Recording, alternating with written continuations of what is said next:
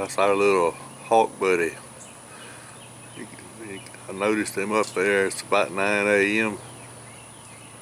and he was pruning himself, shaking his leaves off like he had just got out of his nest.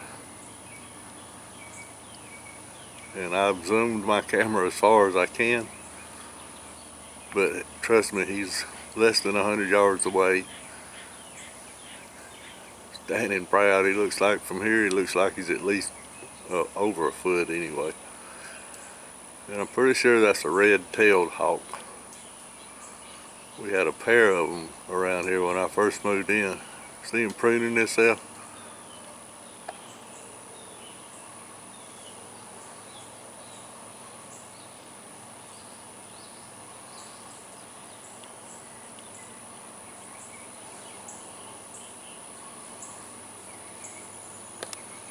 I'm going to try to get closer so that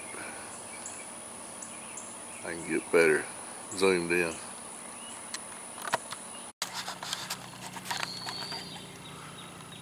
He took off.